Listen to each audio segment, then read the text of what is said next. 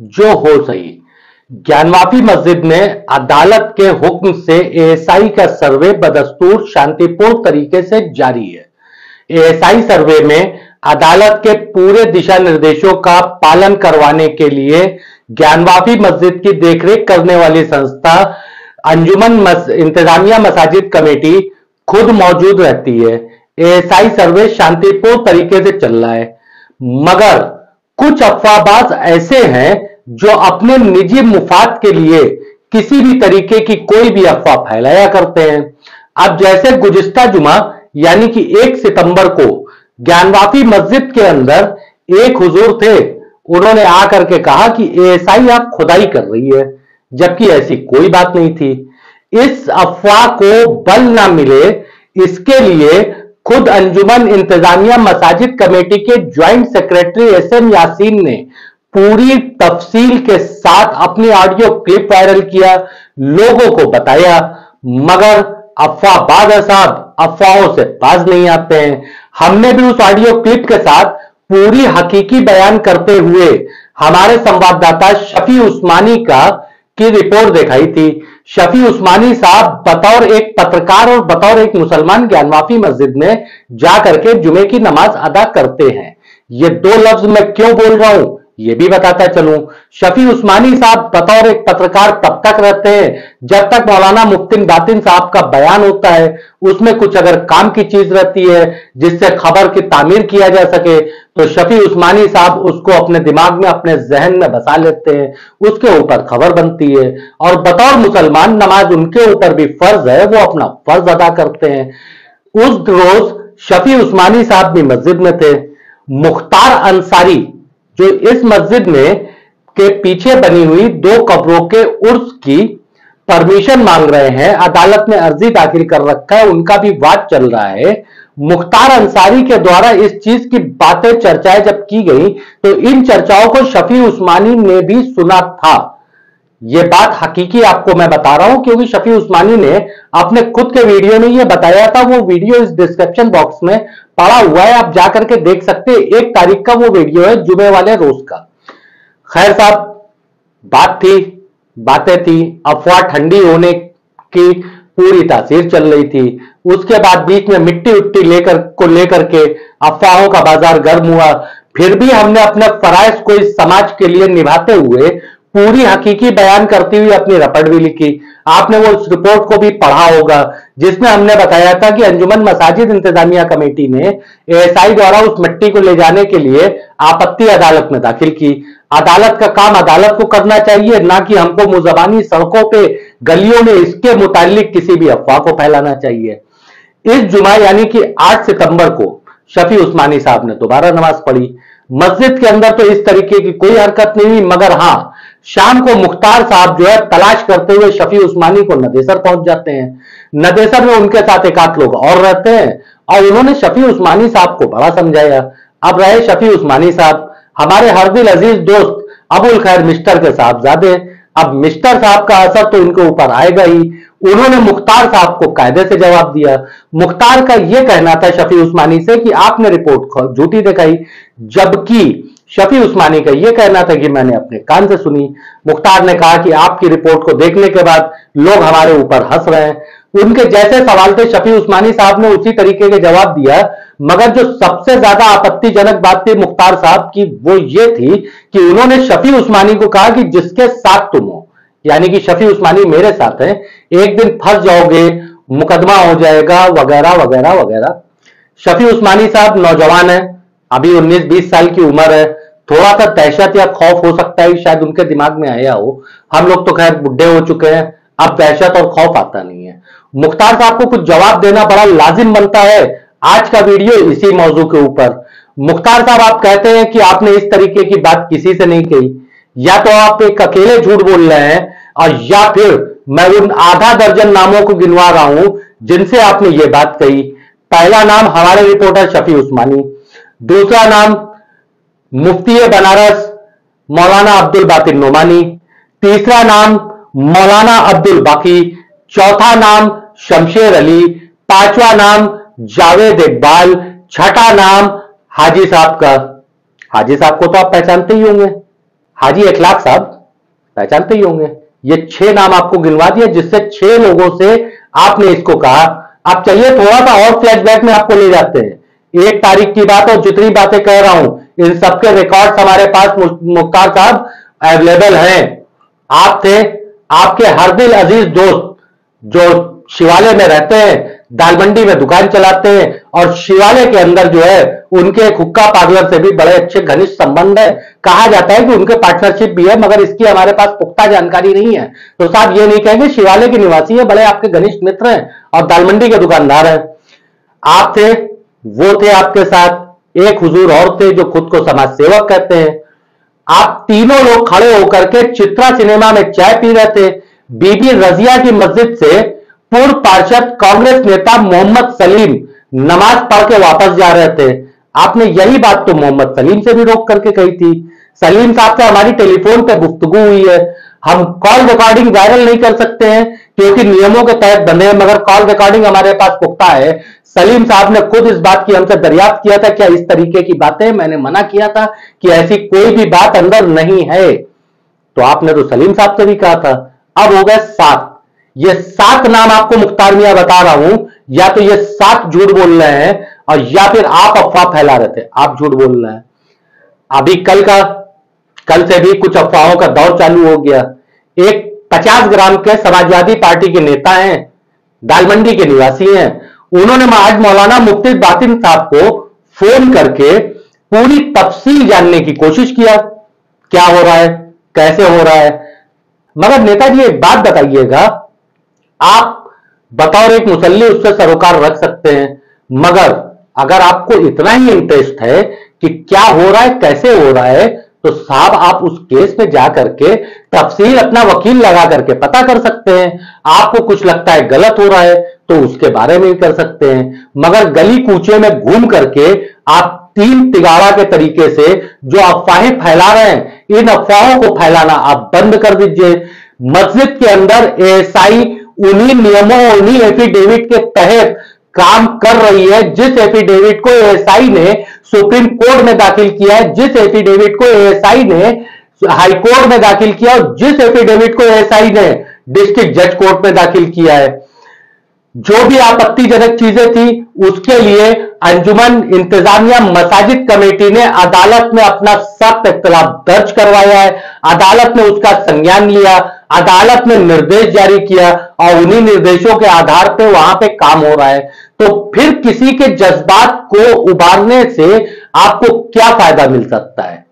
मुख्तार साहब ने शफी उस्मानी साहब से कहा कि मैं कौम की रहनुमाई के लिए, कौम की भलाई के लिए कर रहा हूं, बहुत अच्छा काम कर रहा है। यह बात हमारे काका सुने तो बड़ी जोर जोर से हंसने लग गए थे। मुख्तार साहब बहुत जोर जोर से हंसे, तो बड़ी मुश्किल से उनको संभाला। तो वो बताया कि एक तो कहावत है, उन्होंने एक कहावत बताई कि कबीला जिए अंधेरे में और सरदार बने हैं पावर हाउस।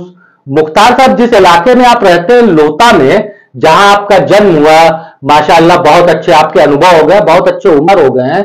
लोता के 25% से ज्यादा इलाकों में नशा नौजवान तबके के रगों के अंदर घुस गया है। थोड़ा सा उसके ऊपर भी काम कर देना चाहिए था। तालीम की बड़ी कमी है, यह आज मैं दावे के साथ कह सकता हूं कि मैं भी बतौर एक मुसलमान इस बात को कह रहा हूं कि हमारे में तालीम की कमी है, तालीम की कमी है। इसके ऊपर भी कुछ काम किया होता है, मगर साहब आप इस तरीके से अफवाह फैला करके, इस तरीके की बातों को समाज के सामने ला करके आप क्या साबित करना चाहते हैं? और आप हमको डराना चाहते हैं। किसको डरा रहे हैं साहब? सलाखों से हमको डरा रहे हैं। चलिए हम अपना थोड़ा सा आपको तारुफ देते हैं। मुख्तार साहब, मेरे दादा हुजूर फ्रीडम फाइटर थे। मेरे दादा के एक भाई थे आफाक मियां, स्वतंत्रता संग्राम सेनानी थे और सुभाष चंद्र बोस की आजाद हिंद फौज में गए थे, वापस नहीं लौटे थे, मैयत तक घर वालों को नहीं मिली थी। मेरे दादी के सगे भाई काजी सादुल्ला साहब थे। आप सुम्बी जाएंगे तो सुम्बी मार्केट में खूब बड़ा सा बोर्ड लगा है, काजी सादुल्ला मार्केट। फ्रीडम फाइटर थे, उनकी कोई आल औलाद नहीं थी, आज भी हवेली खंडहर पड़ी हुई है। तो जिसकी रगों में मुल्क की आजादी के लिए अपनी जान कुर्बान करने वालों का खून बह रहा हो, आप उनको इस सलाखों से डरा रहे हैं। क्या करेंगे साहब? 2-4 झूठे मुकदमे लगाएंगे। हमारे भी दर्शकों को बताता चलूं कि इन सारी अफवाहों के पीछे आप अपना पहले आप दिमाग लगाइए, आखिर मुफाद किसका? क्यों लोग अफवाह फैलाने की कोशिश कर रहे हैं? क्यों लोग इस तरीके का फायदा उठाने की कोशिश कर रहे हैं? कुछ चीजें बताता हूं आपको, शायद आपके बड़े काम आए। ज्ञानवापी मस्जिद की एक जमीन पे पुलिस कंट्रोल रूम बना था 90 के दशक में सुन्नी सेंट्रल वक्फ बोर्ड की अनुमति से, मस्जिद की सुरक्षा के लिए। जब विश्वनाथ कॉरिडोर बनने लग गया, उस पुलिस कंट्रोल रूम की जगह को देने की बात जब सुन्नी सेंट्रल वक्फ बोर्ड के सामने आई, तो उस वक्त एक संपत्ति को स्थानांतरण उस संपत्ति के बदले किया गया था। जितनी वो संपत्ति थी उतनी संपत्ति फूल मंडी के बगल में मिली है, मेन रोड पे। जितने की उसकी वैल्यू थी उससे ज्यादा वैल्यू की संपत्ति मिली। पैसे का लेन देन नहीं हुआ, संपत्ति के बदले संपत्ति मिली। यहां तक सब कुछ ठीक था। मस्जिद कमेटी भी अच्छा काम कर रही थी, प्रशासन भी अच्छा काम कर रही थी, सबसे किसी को कोई एतराज नहीं था। एक बिल्डर साहब मस्जिद कमेटी के पास जाते हैं, गोपनीय सूत्रों के हवाले की जानकारी देता हूं। वो बिल्डर एग्रीमेंट रखते हैं 60-40 का। तो मस्जिद कमेटी ने उनको जवाब दिया कि मस्जिद का हम टूटा हुआ एक लोटा नहीं दे सकते हैं, आपको 60% मस्जिद की जगह कहां से दे सकते हैं? तो ये बिल्डर साहब के सारे खेल हैं, बदनाम करो, अफवाह फैलाओ, खुराफात पैदा करो। तो यार कितने पैसे आप कमाओगे? क्या करोगे? क्या करोगे इस पैसे का? कहां लेके जाओगे? माना कि पैसा खुदा से जुदा नहीं है, मगर हकीकत तो यह है कि पैसा खुदा नहीं है। यह समाज हमारा है, यहां का मुआशरा हमारा है, यह शहर हमारा है।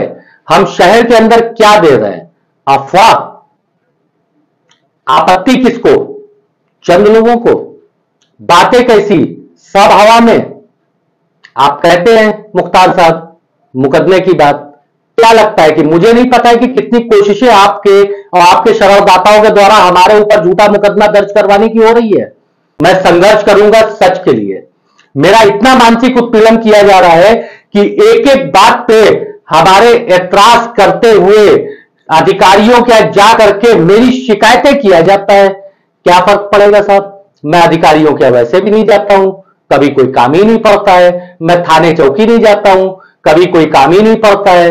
मैं भला, मेरा घर भला, मेरा 10x10 का एक तो दफ्तर भला, मैं यहीं बैठ करके खुटुर पुटुर किया करता हूं, दाल रोटी चला लेता हूं। अल्लाह का शुक्र है 2 रोटी की भूख है, रब्बुल आलमीन 2 रोटी दे देता है और हक और ईमान की देता है। क्या करूंगा ज्यादा पैसा लेके साहब? बहुत ज्यादा पैसा लेकर करूंगा क्या? क्या होगा पैसा लेकर के? पूत सपूत तो क्यों धन संचय, पूत कपूत तो क्यों धन संचय। और दूसरी चीज, कब्रों में तो हमारे अलमारी भी नहीं रहती है, कफन में हमारे जेब भी नहीं रहेगा, तो हम करेंगे क्या? और वहां तो फरिश्ते भी जो हैं वो घूस लेते नहीं है, वहां तो अमाल की बात चलती है। कम से कम हक के साथ खड़े होकर सीना तान के कह तो सकते हैं कि हम हक में सच्चाई की बात बोला। शीशे की खता रही तो पत्थर को इल्जाम नहीं दिया, शीशे को ही इल्जाम दिया। इस तरीके की अफवाहबाजी समाज में सिर्फ नफरत पैदा करेगी, आवाम के बीच में एक उहापोह की स्थिति पैदा कर देगी। क्या चाहते हैं साहब? उहापोह? आपको अगर इतराज है तो एसआई सर्वे के वक्त जाकर के खड़े रहिए, देखिए ना किस तरीके का सर्वे हो रहा है। आप किसी को मेंटली टॉर्चर कितना करना चाहते हैं? क्या मेरे जान चली जाने से आपको खुशी मिल जाएगी? आप मिठाई बांटेंगे तो आइए मार डालिए हमको ना। आप क्यों मुझे इस तरीके से मानसिक रूप से उत्पीड़ित कर रहे हैं? कितना परेशान किया जाता है। मुख्तार साहब आपके जो दोस्त है शिवालय निवासी, अभी 10 दिन पहले की बात है, चंदौली जनपद का एक समाज सेवक है, वाकई वो छोटे भाई के तरीके से बहुत अच्छा समाज सेवक है। आज तक एक बार सिर्फ मेरी मुलाकात है, एक पेशेंट को लेकर वो एक हॉस्पिटल में था और ऐसा ही जज्बाती समाज सेवक है कि अपने जेब का एक एक पैसा उस पेशेंट के इलाज के लिए खर्च कर दिया। इलाज के लिए करवाने के बाद ऑटो करवा के उसको उसके घर भेज दिया, उसके जेब में एक पैसा नहीं बचा था। खुददार इतना कि घर तक जाने के लिए वो मुझसे पैसा भी नहीं लेता, मैंने जाकर के छोड़ा था। आपके दोस्त साहब तो उससे भी कह रहे थे कि तारिक आजमी के ऊपर एक मुकदमा कर दो। उनको यह नहीं पता है कि वो छोटा भाई है। बताया उसने मुझे कितना मेंटली रूप से मुझे टॉर्चर किया जाएगा, कितना मानसिक रूप से आप लोगों के द्वारा मुझे उत्पीड़ित किया जाएगा। आप अफवाह फैलाएं, हम अफवाह भी ना रोके। सारी नेतागिरी आपको यही करनी है, सारी चीज अफवाहबाजी आपको यही करनी है। सारी इनकम कमाने वाले बिल्डर यही आएंगे। क्या लगता है साहब हमारी कलम गूंगी हो गई है? जो बिल्डर साहब पीछे से दिमाग लगा करके अपना सब कुछ कर रहे हैं, मेरे खिलाफ इतना षड्यंत्र कर रहे हैं, क्या लगता है हमारी कलम गूंगी हो गई है? नहीं हुई है साहब। आज भी इस कलम से चिंगारियां निकलती हैं। आज भी हम तफ्तीश नहीं करते हैं, क्योंकि तफ्तीशें तो सब हमारे पास है पहले से ही। कितने वक्त की बात है, हैदर हत्याकांड से लेकर के और उसके बाद अमीर हुए लोग, या फिर रईस बनारसी के मरने के बाद अचानक अमीर हुए लोग कहां हैं? क्या मुझे नहीं पता है? कौन है? क्या मुझे नहीं पता है? मुझे मानसिक रूप से, मैं अपने सारे दर्शकों को बताना चाहता हूं कि मैंने नशे के कारोबार के ऊपर हमला करना चालू किया, अफवाह के ऊपर हमने जो है खबरें दिखाना चालू किया। मुझे मानसिक रूप से प्रताड़ित किया जा रहा है, हमारी शिकायतें किया जा रहा है, गली नुक्कड़ पर हमारी बुराई किया जा रहा है, हमारे जो है कमेंट बॉक्स में जाकर के हमें गालियां दिया जा रहा है। यह सब तो हमको बर्दाश्त है, कितना प्रताड़ित किया जाएगा? कभी किसी को फोन करके कहा जाता है एक बिल्डर के द्वारा कि तारिक आजमी को समझा दो, कभी किसी को फोन करके कहा जाता है तारिक आजमी को समझा दो। अरे बिल्डर साहब खुद ही क्यों नहीं हमको समझा देते हैं? जैसे समझाना चाहते हैं वैसे समझा दे। बड़े हैं, बड़ा ऊंचा कद है, बड़ी बड़ी बातें हैं, आप ही समझा दो। हां यह जरूर है कि यह शहर हमारा है, यह मुल्क हमारा है, यहां की सरजमीन हमारी है, यहां की आवाम हमारी है, और यहां मैं अफवाहबाजों को ऐसे ही अफवाह फैलाने के लिए नहीं छोड़ सकता हूं। इस मुआशरे की जिम्मेदारी हमारी भी है। मैं अपनी जिम्मेदारी अदा करता रहूंगा और अपने दर्शकों से कहूंगा कि अफवाहबाजों से होशियार रहें, इनकी अफवाहों में ना आए। जिसको भी साक्ष्य की जरूरत है वो हमसे संपर्क करे। और मुख्तार साहब, इस बार तो हम आपका नाम लेकर के बोल रहे हैं, इस बार सीधे मुकदमा आप हमारे ऊपर डिफेमेशन का करिए ना साहब, मुझे सूली पे चढ़वा दीजिए ना, मगर अफवाह फैलाना बंद कर दीजिए। मैं तारिक आजमी, अल्लाह हाफिज।